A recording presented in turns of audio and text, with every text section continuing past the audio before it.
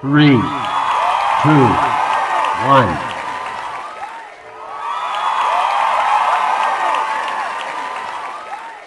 It's me, Kamika, and if you came looking for soothing commentary and balanced vibes, you have definitely found the right podcast. Today we're going to review Season 15, Episode 6 of Real Housewives of New York, the reboot. Now, I'm here for a good time, not a long time, so let's get this party started. And of course, they start with a recap. We have Jessel and Pavit discussing baby plans. To have a baby or not, to have Beyonce or Elon Musk. Those are the options that she gave Pavit. And of course, Pavit picked Elon Musk. And while I absolutely adore Beyonce and stand for her, Elon Musk is successful. So it is what it is. But I'm always team win with a black woman. Then they flash back to the scene with Erin, Jessel, and Brynn while they're out shopping, sitting down, talking, discussing the beef between Brynn and Ubah. And Brynn, you're really not getting a good edit this season.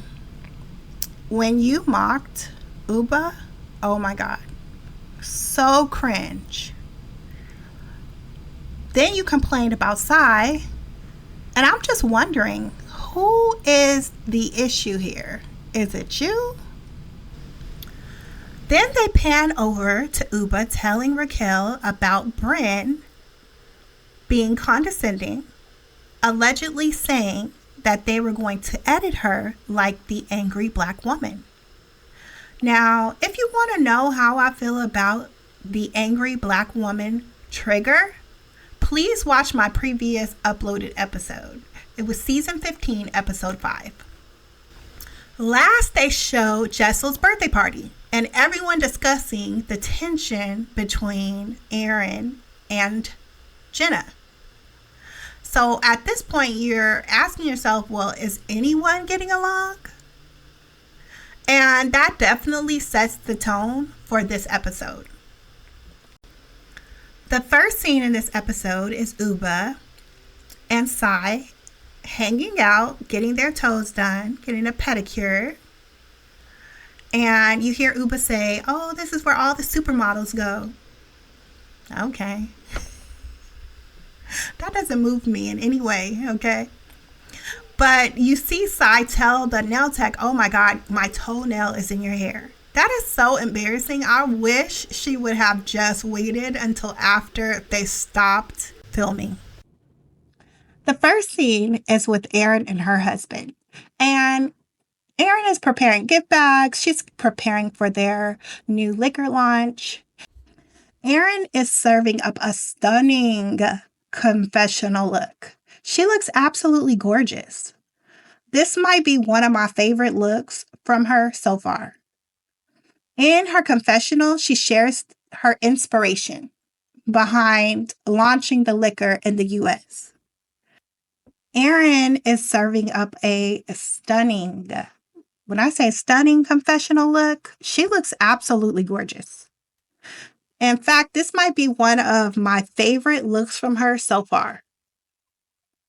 She's giving us a confessional, sharing her inspiration behind launching the liquor in the U.S. However, I think it's important for us to acknowledge that there needs to be a certain level of cultural sensitivity and a certain level of respect for the drink's origin. Now, I'm not saying she isn't honoring its origin. I just felt like while she was sharing her inspiration, the vibe, and you know I'm all about the vibe, could have conveyed a bit more of that cultural sensitivity. That's all I'm saying. But good luck to them. The next scene is Jessel and her mom connecting over self-care and conversation. They're getting manicures and just having some small talk. Her mom's in town. She's super excited because whenever her mother comes in town, it eases her mind. Jessel teases her mom and says, why are you whispering? And her mom's like, well, why are you so loud? And this moment got me thinking about etiquette and how our parents, I believe, represent the last generation truly grounded to etiquette.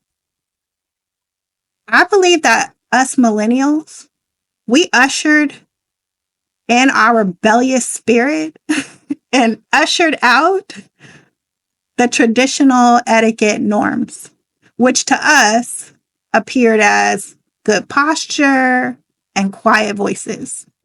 So shout out to my Aunt Susie. If you know, you know. I love seeing Jessel with her mom. She goes on to speak about how far they've come with her being able to share her journey with her mother, one that she thought she could not share before. And they both agree that a little girl would be great for the family. It's so cute. Let's get into the scene with Raquel, Sai, and Ubah. Honestly, I love it. Black girl magic all the way. Seeing them come together, sit down, and just vibe out was everything. I still have to call it out when I see it. I love seeing brown girls on screen. And you know what? This shouldn't be something we still have to call out and celebrate, but here we are. If you look back to the old Real Housewives of New York, we just never got this. So I'm definitely down for celebrating this progress.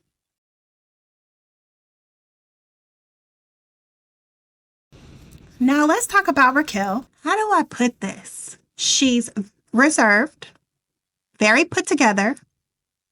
I love how she's willing to open up about her life, but she does it in such a formal fashion. It's almost stiff, and I get bored after a while. Like, I just lose interest. But they ask her why she's still guarded when it comes to her relationship. And she started talking about the business ties that she had with her ex-husband and how she didn't want people gossiping now that she was with a woman. And I get that. But I am so exhausted watching everyone perform their lives for everyone else's comfort. And I know this sounds cliche. Maybe I'm in La La Land, but I still pray for the day that we can all live freely. But then at the end, Raquel said she's finally in a good space where she's ready to just say F it. Sai and Ubah start clapping and cheering her on. Now, I don't know if they were just happy that the whole speech was over or if they were truly rooting her on, but either way, it was an entire moment and I loved it. Now, let me say this. Y'all, I can't figure Brynn out to save my life. Like, do you want friends, Brynn, or do you want to continue to play the victim? Because it's confusing. And you are always on camera, bad mouthing people, sending out warnings, expressing your annoyance, especially when it comes to Sai and Ubah. But how does that begin to open your heart to forgive and mend those relationships? So we see Brynn talking to her brother about all her friendship issues. And I got to give it to him. He encourages her to be the bigger person. I loved to see that. And also, I love the relationship she has with her brother. They are very close. That is very sweet. But let's be real. Brynn threw her head back when her brother said, be the bigger person. Because he's basically telling her, look, if you want to move forward, you got to be willing to let go of all this bitterness and actually try to make amends. And at this point, it just feels like she's more interested in playing the victim than actually doing the work to fix things. Okay, listen, I'm not going to keep reminding you all about Jessel's glow up, but let's just be real. It's still shining in this next scene. So we see Pavit and Jessel, and they're sitting down for dinner, and they order a whole spread. I'm sitting there like, yes, this is my type of couple. Get all the food and enjoy yourselves. But then Jessel brings up the baby topic again. And Pavit is just like, absolutely not. It's like the decision is final. They're not having any children. And I do get it. Kids are expensive. And from what we've seen on last season, their kids are well taken care of and go to private school. It takes a lot of money to keep up that type of lifestyle. And that could sway your opinion on if you should have another child. So I do get where Pavit is coming from. While Jessel is over here explaining why they should go through with having a little girl, Pavit is way more interested in the food. It's almost like he was using it as a signal to say, this is the most uninteresting conversation, and that his mind is made up. Pavit was both annoying and kind of funny at the same time, and he knew that. So Jessel tries to suggest therapy for their communication issue. And what does Pavit focus on? The cost. They go back and forth about who's going to schedule this therapy session, and Jessel finally agrees to let Pavit schedule it because after she told him that it was going to be $500, he was immediately like, nah, I've got a person we can go to. The look on Jessel's face was like she knew that Pavit was not going to schedule a therapy session for them. The thing, this right here is such a reflection of deeper cultural stuff, especially in families of color. Let's be honest, most of us were raised not to trust talking to outsiders about our relationships. We were taught to keep family secrets to ourselves, keep our business to ourselves. Our parents passed this down to us. Parents passed it down to them. They believed that airing your dirty laundry meant trouble. Everyone kept to themselves, but times have changed. Maybe back then you could get away with handling everything within the family, but now that just ain't gonna cut it. Sometimes you need that outside perspective from someone who does not know you, someone who can help you see things with clarity and without all the history and baggage attached. So we get this scene where Raquel goes to an art show with her boo. And honestly, I love seeing them together. They are a sexy, sexy couple. After the art show, they sit down for lunch and they discuss marriage, wedding plans, and who would actually show up to celebrate with them. It's really cute, but there's a moment that hits hard for them. Raquel starts to wonder whether her mom would even accept an invitation. You can tell that she's not feeling too, I guess, optimistic about it. And that's heartbreaking. But at the same time, you see this genuine happiness between them as they talk about how grateful they are to finally be out in the open with their relationship. Because if you can remember, Raquel told us earlier that there were so many rumors flying around about how they got together. And they've been fighting against that gossip ever since. It's one of those moments where you see how hard it's been for Raquel to move forward. She's finally in a place where she's embracing her truth, but there's still that lingering fear of judgment from her mom. I said this before, I'll say it again.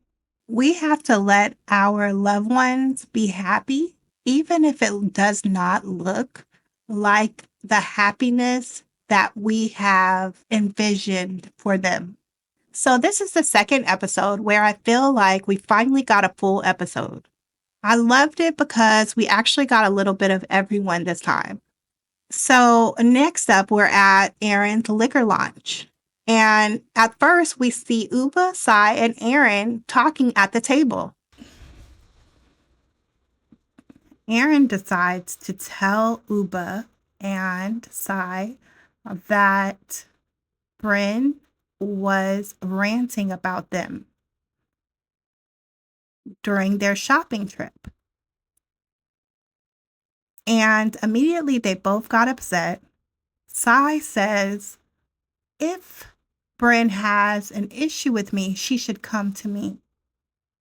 Ubah gets really upset and she calls them pigeons. She even called Erin a pigeon to her face. Erin replies and tells Ubah, hey, don't call me a pigeon. And Ubah surprisingly doubles down on it. That was super disrespectful. That was some disrespectful-ish. And I tell you what, let someone had likened her meaning Ubah, to any type of animal and all hell would have broke loose. Then Raquel and her girlfriend show up looking sexy as ever. I mean, they are just one stunning couple. But then Ubah gives Raquel a little slap on her butt, and I'm like, maybe I'm getting older, but that type of stuff just isn't cute to me anymore. Next, Brynn walks in, and she's basically giving everyone the cold shoulder. She walks past the table without really acknowledging anyone and starts to flirt with Erin's father, of all people. Like, girl, what are you doing? And then we have Jenna. Jenna comes in dressed so cute. She was giving everything she needed to give. She was absolutely wearing this beautiful, like netted, iridescent shirt with a bra underneath. And she's slim and it fit her just right. So cute. And then Erin makes this weird comment. And I was wondering, was that to Jenna when she said, oh, I have all these business people in here? I was thinking, what was that about? Was she throwing shade at Jenna for her outfit? But what I am really loving this season is that all the girls have seriously stepped up their fashion game. And that's what we think of when we think of New York. We think of fashion, models, shopping, all of that. And speaking of fashion, we have Rebecca Minkoff on the show, but we haven't seen much of her. We don't have a storyline. She comes in and out. And when she does come, we get nothing. So this episode was packed, and I'm definitely here for that. We have Jessel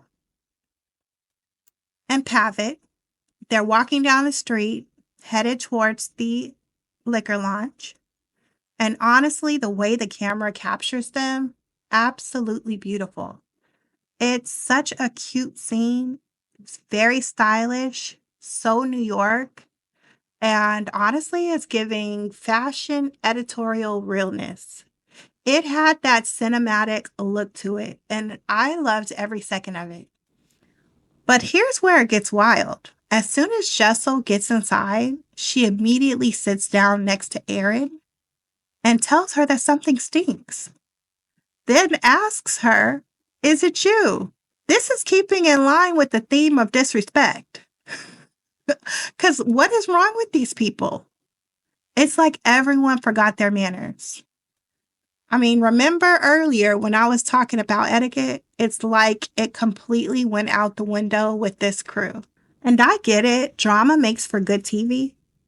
But there's something about the way that they're coming for each other tonight that just feels extra messy. Now, towards the end of the episode, things get really catty. And let me tell you, we saw a whole different side of Ubah. She straight up called Jessel a basic bee and threw shade at Erin by referring to her as this. This is on top of her calling Erin a pigeon earlier. This can't be the Ubah that I was defending. I am so disappointed. It was so disrespectful. But they all decide to mend fences. They have this moment where they're like, okay, let's try to come together and be better as a group. And I'm sitting here thinking, okay, well, maybe things will turn around. But nope. As soon as Rebecca is on her way out, Brynn decides to take one last shot in true Brynn fashion. And that's a wrap on this episode, y'all. I hope you enjoyed breaking down all the drama, messiness, and those wild moments. We're just getting started, and trust me, there's always more to spill. If you like what you heard today, don't forget to hit that subscribe button and meet me back here next time.